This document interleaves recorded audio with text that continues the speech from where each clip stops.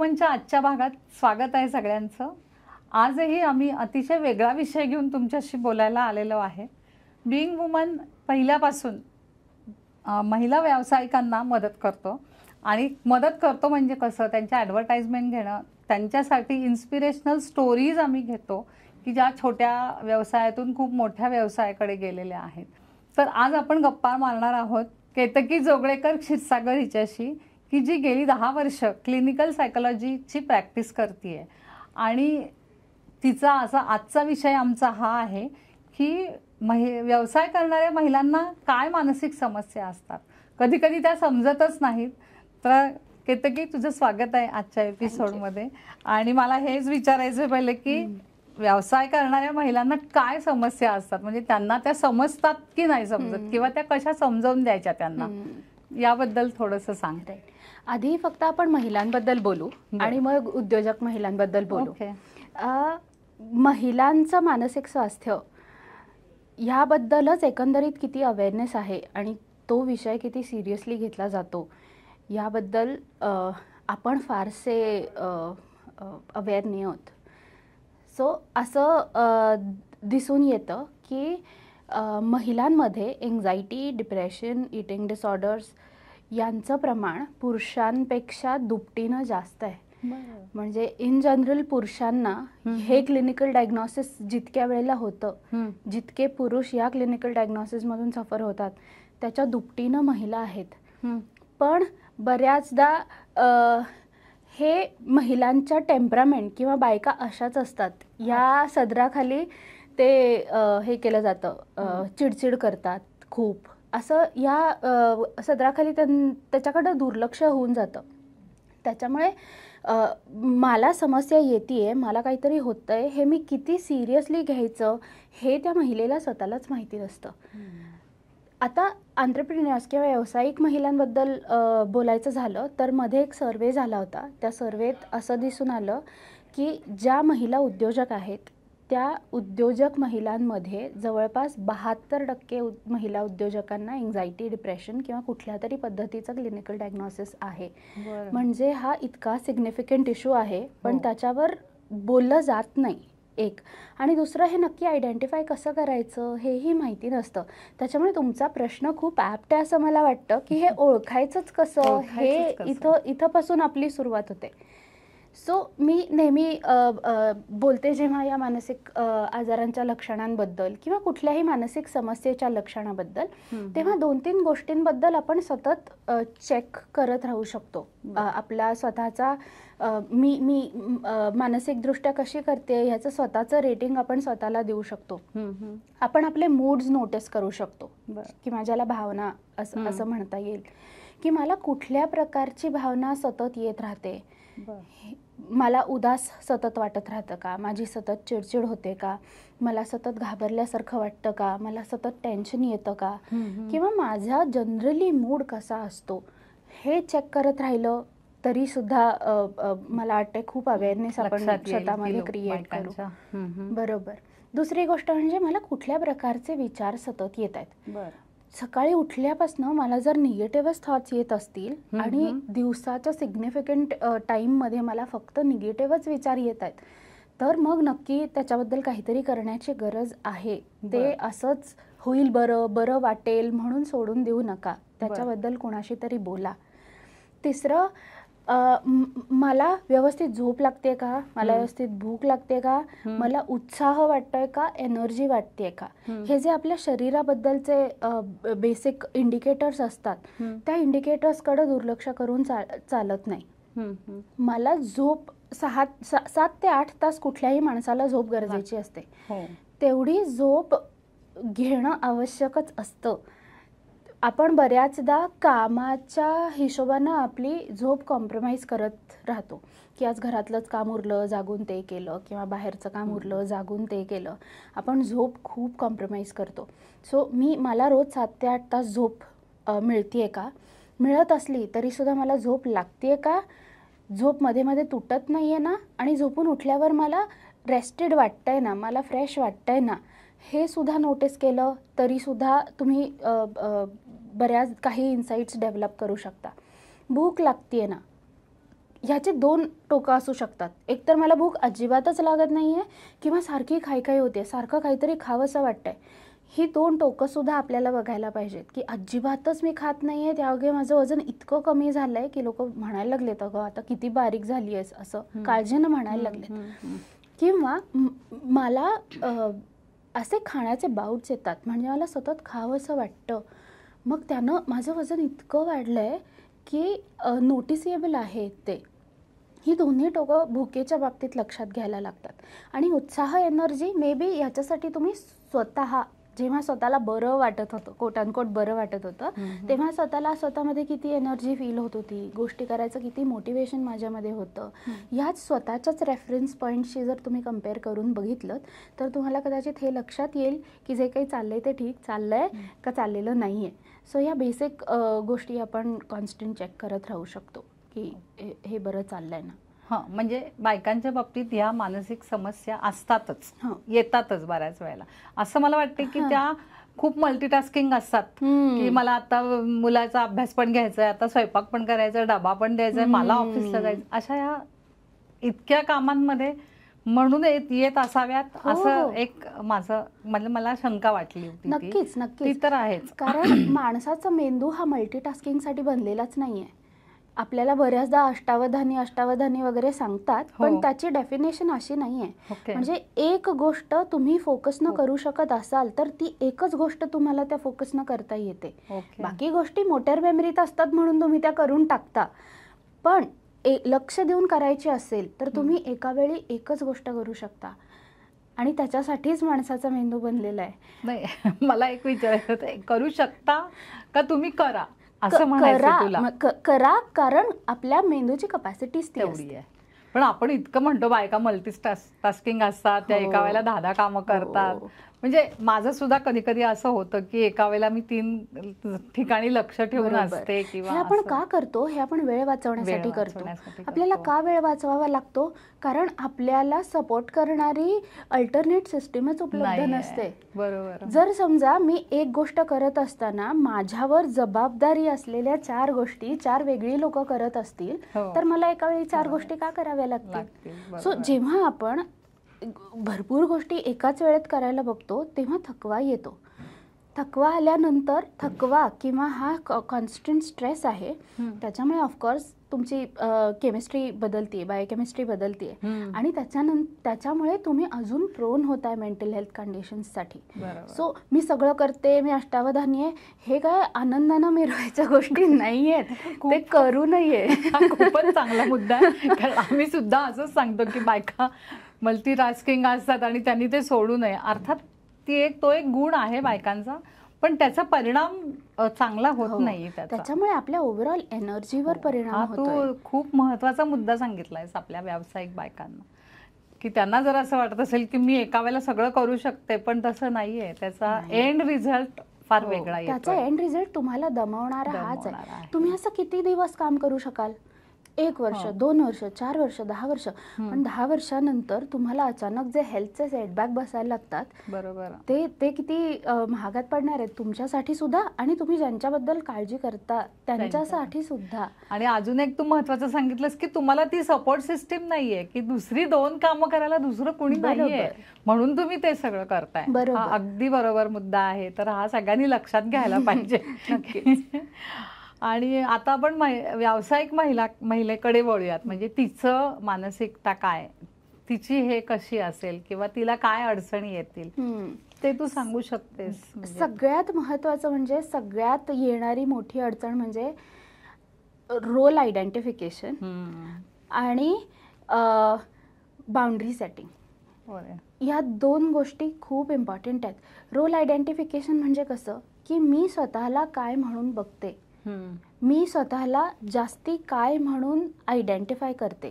For example, काही महिला असतात घरची गरजच असते म्हणून त्या नोकरी करायला सुरुवात करतात, पण ती गरज संपल्यानंतर त्यांना त्या आयडेंटिटीमध्ये फारसं काही स्वारस्य नसतं. आणि चुके नसलं तरी काही प्रॉब्लेम नाही आहे, पण मग ती आयडेंटिटी ते सोडून देऊ शकतात आणि मग गृहिणी ही आयडेंटिटी घेऊ शकतात. पण काही महिलांना मी एंटरप्रेन्योर आहे हीच त्यांची प्रायमरी आयडेंटिटी असते. आणि मग ही प्रायमरी आयडेंटिटी टिकवताना बाकी 4 गोष्टी त्यांना सोडता येत नाहीत. त्याच्यामुळे येणारा स्ट्रेस खूप जास्त आहे. म्हणजे मी महिला एंटरप्रेन्योर आहे म्हणून घरी येऊन माझा स्वयंपाक करणं संपणार आहे का? म्हणजे त्याच्यासाठी तुम्ही काही अल्टरनेट सिस्टीम अरेंज करताय का? हे खूप महत्त्वाचं आहे. सो तुम्ही काय म्हणून स्वतःला आयडेंटिफाय करता, ती आयडेंटिटी तुम्हाला कुठपर्यंत पुढं न्यायची आहे, तुमचे प्रेफरन्सेस काय आहेत आणि त्याच्यासोबत येणाऱ्या बाउंड्रीज काय आहेत, ह्याची आपण सगळ्यांनी खूप खूप विचारपूर्वक अरेंजमेंट केली पाहिजे असं मला खूप वाटतं. हो, अगदी बरोबर आहे. म्हणजे बाउंड्री सेटिंग आधी करायला पाहिजे की तुम्ही काय करणार आहे. म्हणजे घरी संध्याकाळपर्यंत ऑफिसमध्ये काम करून, म्हणजे आपल्या स्वतःच्या ऑफिसमध्ये काम करून घरी जाऊन स्वयंपाक करणे, ह्याच्यापेक्षा तुम्ही घरी स्वयंपाक तयार असेल अशी काहीतरी सिस्टीम ठेवा की गेल्यावरती मी लगेच जेवायला बसेल, मला काही टेन्शन असणार नाहीये की काय करायचं आता, म्हणजे कोणाला आवडेल नाही आवडेल हे सगळं तुम्ही आधीच सेटिंग करून ठेवा तुमचे बाउंड्रीज.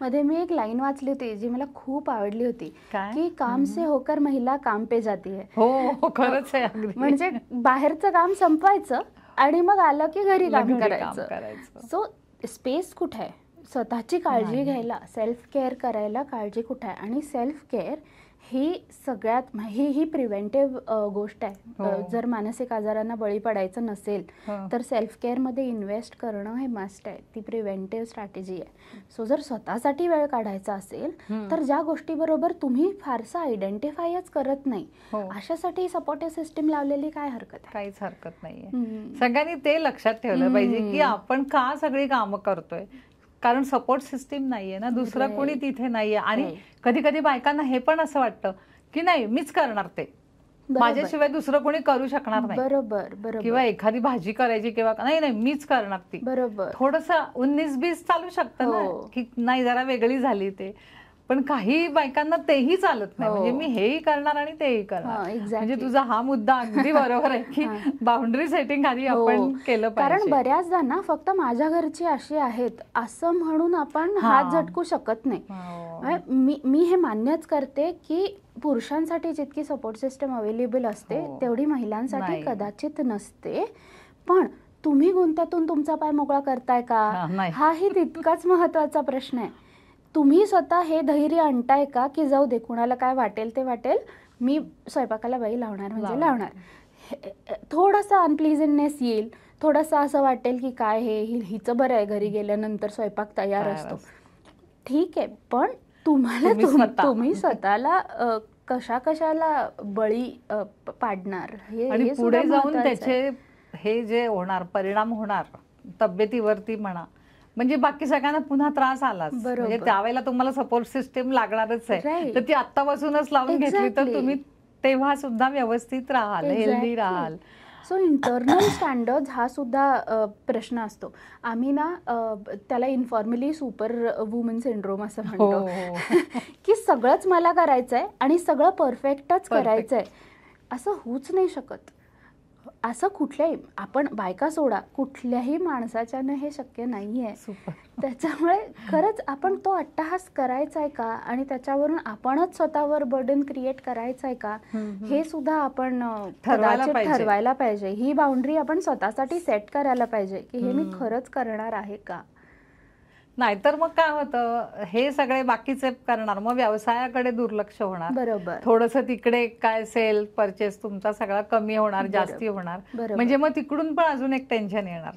कारण व्यवसायासाठी तुम्ही पूर्ण वेळ देऊ शकत नाही ना असं झाल्यावरती. मग त्याचा परिणाम ओव्हरऑल महिला उद्योजकांकडे बघण्याच्या ऍटिट्यूड मध्ये येतो की महिला उद्योजक असं बघितलं एकंदरीत, तुम्ही सुद्धा हे नोटीस केलं असेल की उद्योजक ही महिला असेल तर ती खूप फोकस्ड, खूप काय म्हणतात त्याला, मला शब्द नाही सापडत आहे, खूप फोकस्ड असेल, खूप लक्ष देऊन काम करत असेल, पॅशनेट असेल आपल्या कामाबरोबर, तेव्हाच तिची नोंद घेतली जाते असं जनरली होतं. पण अर्थात ह्याला दोन्ही बाजू आहेत. मी एंटायरली त्या व्यक्तीला ब्लेम करणार नाही, म्हणजे महिला व्यावसायिकाला ब्लेम करणार नाही किंवा सोसायटीलाही ब्लेम करणार नाही. आपल्याला रिक्वायर्ड सपोर्ट सिस्टीम आता जे आहे ते आहे, आपला समाज असा आहे तर असा आहे. मग हेल्पलेस न वाटून घेता हे आहे तसं एक्सेप्ट करून मी काय मार्ग काढू शकते ह्याच्यातून, जेणेकरून मी माझ्या कामात फोकस्ड राहीन. ह्या स्टेप्स आपल्यालाच घ्याव्या लागणार आहेत. ह्या आपल्यासाठी कोणीही घेणार नाही. हो, ते स्वतःलाच घ्यायला लागतील. बरोबर आहे तुझं. आणि समाज आपण बदलू शकत नाही, समाजाची मानसिकता पण बदलू शकत नाही. बदलतीये, ती हळूहळू बदलतीये, पण तोपर्यंत आपण तसेच नाही बसू शकत. तोपर्यंत आपण वाट नाही बघू शकत की आता समाजाचा माझ्याकडे किंवा स्त्रियांकडे बघण्याचा ॲटिट्यूड बदलेल आणि मग आपण काहीतरी सुरुवात करू. असं नाही होणार आहे. हे थोडेसे स्ट्रगल होणारच आहेत, कारण आपलं जेंडर हे एनिवेज ऑप्रेस जेंडर आहे. म्हणजे कंपॅरेटिव्हली बघायला गेलं तर सहज ऑप्रेस करता येणारं आपलं जेंडर असल्यामुळे आपल्याला काहीतरी आयडेंटिटी उभी करायची असेल तर कंपॅरेटिव्हली फ्रिक्शन आणि स्ट्रेस जास्त आहे. मग त्याच्यातून नॅव्हिगेट कसं करायचं, तर स्वतःसाठी स्टँड घ्यायचा. ही पहिली स्टेप तरी आपण करू शकतो. हा म्हणू शकतो की स्वतःसाठी स्वतःचा स्टँड घ्यायचा. नक्कीच. म्हणजे नक्की आता काय करायचं, जसं सगळ्यात महत्त्वाचं मी हे बऱ्याचदा सांगते की मला नक्की काय करायचं आहे आणि मला काय करायचं नाहीये ह्याची स्पष्ट आयडिया स्वतःच्या डोक्यात ठेवा. काय केल्यानं मला आनंद मिळतो, काय केल्यानं मला समाधान मिळतं, काय माझ्या अंगावर पडलं तरी मला बर्डनसम वाटणार नाही किंवा स्ट्रेसफुल वाटणार नाही, ह्याची यादी तुम्ही आधी स्वतःशी करा. सगळ्यालाच सगळं आवडतं असं नाही, आणि त्या यादीत युनिव्हर्सली चूक किंवा युनिव्हर्सली बरोबर असंही काही नसतं. ते स्वतःच्या प्रेफरन्सेसप्रमाणे, स्वतःच्या आवडींप्रमाणे बदलत राहतं. सो मला काय करायला आवडणार आहे आणि कुठे मी माझा टाईम रिलेटेड रिसोर्स जास्ती अलॉकेट करणार आहे हे मे बी स्वतःसाठी ठरवा. आणि मग त्याच्यानुसार बाकीच्या कुठल्या गोष्टींमध्ये टाइम इन्व्हेस्ट करायचा, कुठल्या गोष्टी अजिबातच अंगावर घ्यायच्या नाहीत, ह्याच्याशी संबंधित तुमच्या स्वतःच्या ज्या आयडियाज आहेत त्या आधी वाटल्यास वही पेन घ्या आणि लिहून काढा की काय केल्यानं मला समाधान मिळणार आहे, म्हणून मी कशाला जास्त वेळ देणार आहे, आणि काय केल्यानंतर मला समाधान फारसं मिळत नाही मग मी ते करायचं सोडणार आहे. हे आपण पर्सनल लाईफमध्ये सुद्धा करू शकतो किंवा एंटरप्रेन्युअर लाईफमध्ये सुद्धा करू शकतो. कोणीही करू शकतो. बरोबर आहे की माझा हा व्यवसाय मी असा उभा केलाय, पण ह्या व्यवसायातली ही गोष्ट करण्यात मला जास्ती इंटरेस्ट आहे, मग मी तिकडे जास्ती वेळ घालवेन, तिकडे जास्ती माझा वेळ आणि रिसोर्सेस अलॉकेट करेन, फोकस करेन. बाकीच्या सगळ्या गोष्टींना आय हायर अ टीम किंवा असं काहीतरी करता येईल. म्हणजे तू आता सोप्या शब्दात सांगितलं की टाइम अलोकेशन कसं करायचं. बरोबर, हे सोप्या शब्दात सांगितलंस. आता दुसरा अजून एक मला विचारायचं होतं की गोल सेटिंगचं तू एक सांगतेस, त्याच्याबद्दल मला एक विचारायचं होतं. आता गोल्स आपल्या व्हॅल्यूज मधून आणि आपल्या प्रेफरन्सेस मधून येतात. गोल्स म्हणजे काय की माझं ध्येय काय आहे, हे माझी व्हॅल्यू सिस्टम स्वतःची काय आहे आणि मी कशापेक्षा कशाला महत्त्व देते ह्याचं माझं स्वतःचं कॅल्क्युलेशन काय आहे, ह्याच्यातून माझी गोल्स येतात. त्याच्यामुळं गोल्स ही मोर ऑर लेस स्वतःमधून आलेली असावीत.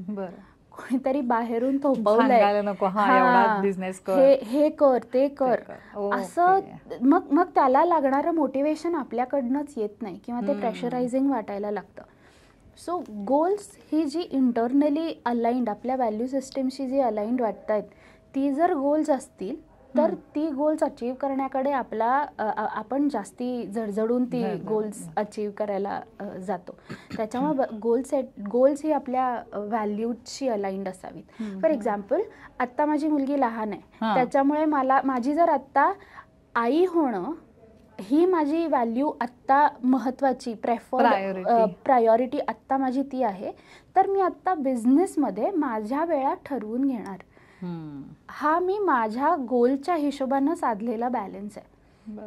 सो तुम्ही तुमचे गोल्स तुमच्या प्रेफरन्सेस प्रमाणे कसे ठरवता त्याच्या अकॉर्डिंगली तुम्ही रिसोर्सेसचं अलॉकेशन कसं करायचं हेही ठरवता. एकदा ते बसून व्यवस्थित जॉट डाऊन केलं, ठरवलं की त्याच्यामुळे केऑस तयार होत नाही आणि स्ट्रेस तयार होत नाही. एकदा डोक्यात क्लिअर असं ना की नाही हे मी करणार नाही म्हणजे नाही, मग प्रश्नच मिटतो, मग स्ट्रेस यायचा प्रश्नच कमी होतो.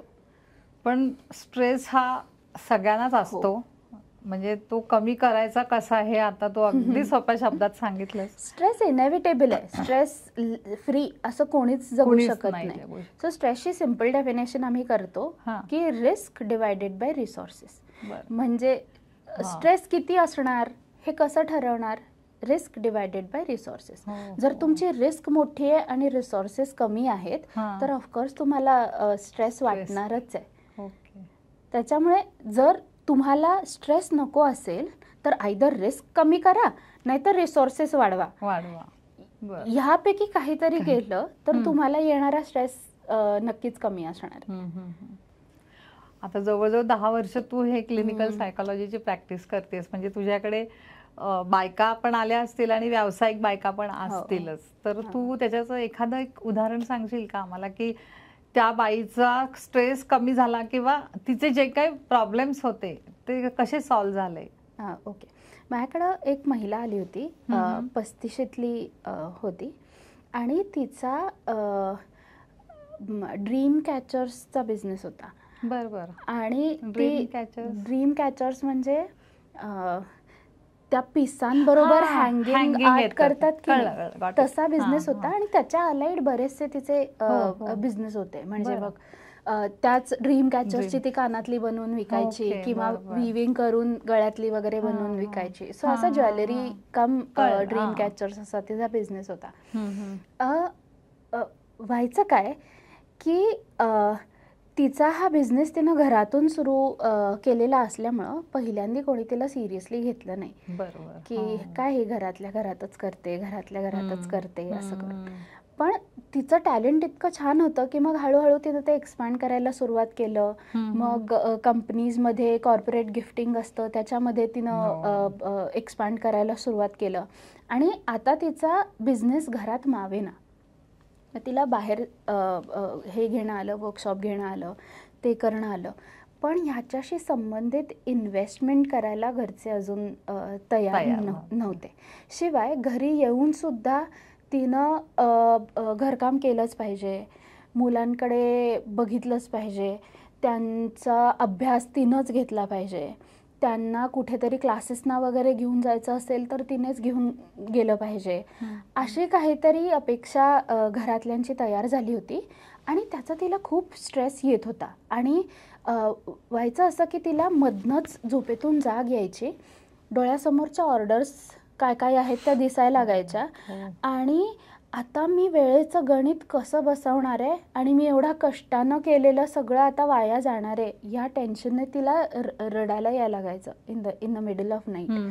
सो मग ह्याच कन्सर्नसाठी ती मला भेटली होती. बरोबर. मी तिला विचारत होते काय काय आहे, घरातली अरेंजमेंट कशी आहे, तिची बिझनेसची अरेंजमेंट कशी आहे. तर मी तिला म्हणलं तू एकदा घरी सांगून बघितलंस का की मला हे करायला जमणार नाहीये, हे तू बोललीस का? तर ती म्हणाली नाही सांगितलं. का नाही सांगितलंस? ते नाही समजून घेणार. मी म्हटलं अगं एकदा सांगून तरी बघ, बोलून बघ. हां, समजून नाही घेणार हे एक शक्यता आहेच, पण एकदा बोलून तरी बघ. नाही पण मी असं बोलले तर त्यांना काय वाटेल? मी म्हटलं त्यांना काय वाटेल हा त्यांचा प्रश्न आहे, तो तुर्तास बाजूला ठेव.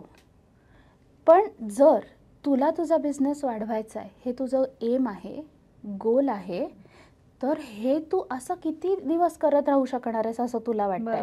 तर ती म्हणली नाही मला आत्ताच इतका स्ट्रेस यायला लागलाय म्हणून तर मी तुमच्याकडे आता आली आहे की मला आता ते माझ्या डोक्याच्या वर जायला लागले, आता मला ते सहन होत नाहीये. सो आम्ही बसून तिच्या आधी बाउंड्रीज ठरवल्या की तुझी वेळ रिलेटेड बाउंड्री काय आहे.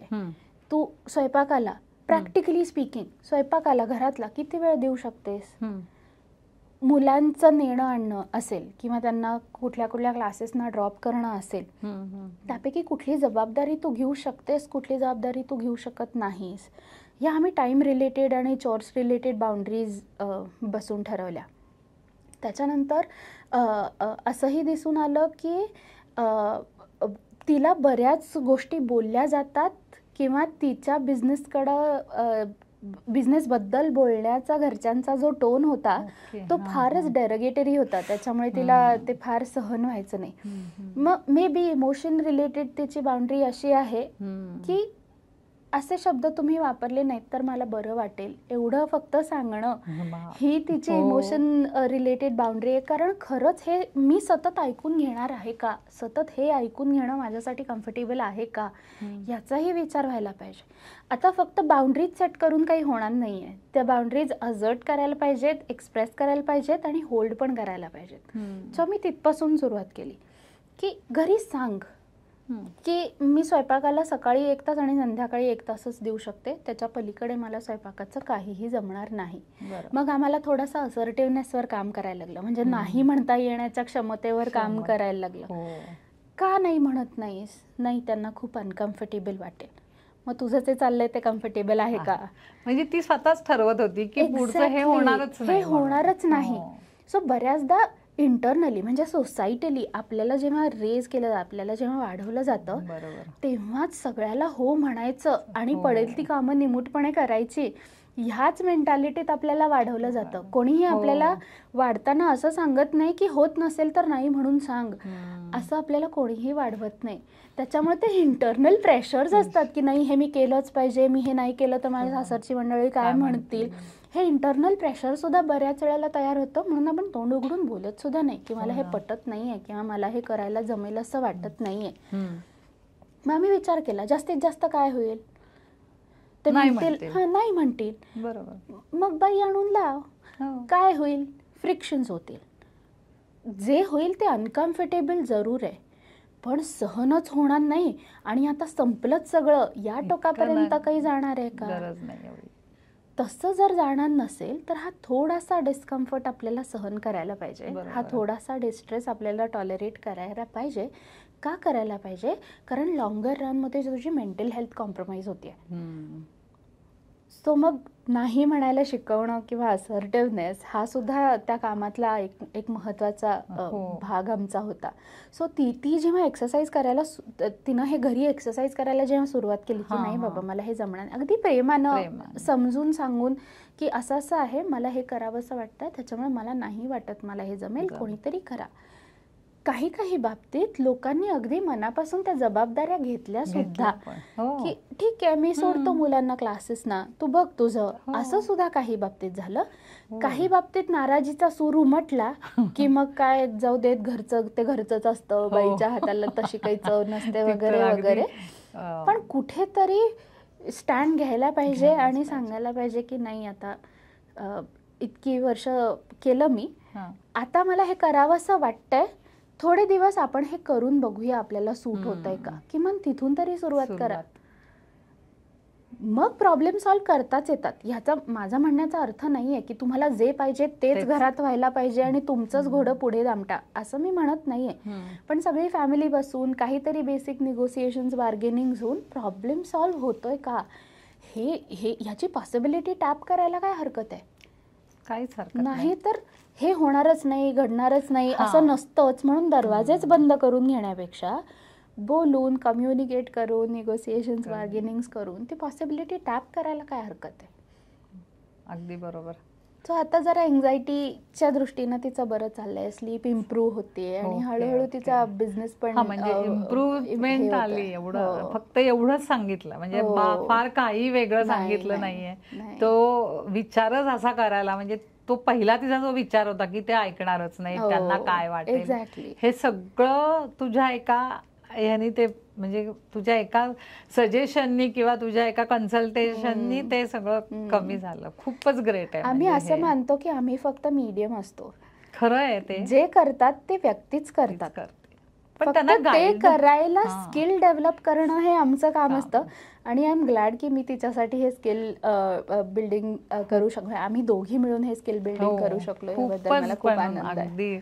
कारण अशा कितीतरी जणी असतील की त्यांना असं वाटत असेल काय करू मी, हे मलाच करायला लागतंय, हे पण मलाच करायला लागतंय. पण नाही म्हणायला शिकणं किंवा त्याच्यातून दुसरा तोडगा काढणं, त्याच्यावरती काहीतरी उपाय करणं, नक्कीच हे तुमच्या गायडन्सनीच बायकांना समजणार आहे खरं म्हणजे. सो हेही सांगणं आहे की जर हे व्यवस्थित थॉट प्रोसेस होतीये असं वाटत नाहीये किंवा आपल्याला कुठल्या तरी एक्सटर्नल सपोर्टची गरज आहे असं वाटतंय, तरी काउन्सिलिंग किंवा सायकोथेरपी ऑप्ट करायला घाबरू नका, लाजू नका. खरंच आहे, त्याच्यात लाजण्यासारखं काहीच नाहीये. किंवा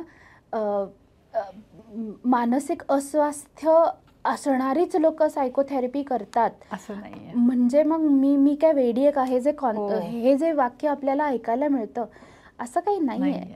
म्हणजे हे आता त्याला ते स्टिग्मा आहे, म्हणजे सायकोथेरपी पर्यंत येण्याचा किंवा एन्झायटी डिप्रेशनच्या बेसिक सिम्पटमसाठी सायकॅट्रिस्टची मदत घेणं, याच्या अराउंड स्टिग्मा आहे. कलंकीकरण म्हणतात की एक सायकॅट्रिस्टकडे गेली म्हणजे संपलं. हा जो ॲटिट्यूड आहे तो आता बदलायची म्हणजे वेळच आलेली बदलतोय असं मला वाटतंय. नक्कीच. कारण तुझ्याकडे ज्या अर्थी ती आली, नक्कीच त्या अर्थी 1% तरी थोडा बदल व्हायला लागलेला आहे. नक्कीच. मी आशावादी आहे, हे बदलतंय हे मला म्हणजे ऐकल्यावरतीच वाटलं की नाही, नक्कीच बदलतंय. हो, हे नक्कीच बदलतंय. थोडं हळूहळू चाललंय, पण हे नक्की बदलेल. फक्त सांगणं हेच आहे की अशी मदत घ्यायला कचरू नका, घाबरू नका. खरंच बरोबर आहे अगदी. तर खरंच माझ्या बिझनेस करणाऱ्या सगळ्या बायकांना माझं असं एक सांगणं आहे की तुम्ही स्वतःला आधी विचार करा की आपण कसं आहे, आता माझी तब्येत कशी आहे, म्हणजे मला झोप लागते का, जसं सुरुवातीलाच केतकीनं सांगितलं, झोप लागते का, भूक लागते का, व्यवस्थित रडायला, म्हणजे तिला रडायला पण यायचं रात्री. थोडासा स्ट्रेस असणारच आहे तुमच्या बिझनेसचा म्हणा किंवा घरच्या कामांचा, प्रत्येकीला असतोच. कधी क्वचित प्रसंगी मेडिसिनची सुद्धा मदत घ्यावी लागते का, आणि ते घेतलं तरी सुद्धा फार काही नाहीये असं नाहीये. म्हणजे असे सायकॅट्री मधले खूप कमी इलनेसेस असे आहेत जे खूप क्रॉनिक आहेत आणि ज्याच्यासाठी आयुष्यभर मेडिकेशनवर राहावंच लागणार आहे, असे खूप कमी प्रॉब्लेम्स आहेत.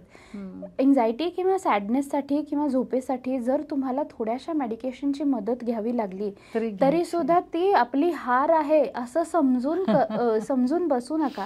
ती मदत घ्यावी लागली तरी ती आपण मदत घेऊ, थोड्या काळासाठी घेऊ, जोपर्यंत आपल्याला ह्या सोल्युशन्स वर्कआउट करायला काहीतरी एक बूस्टर म्हणून, हिम्मत म्हणून ती मदत घेऊ.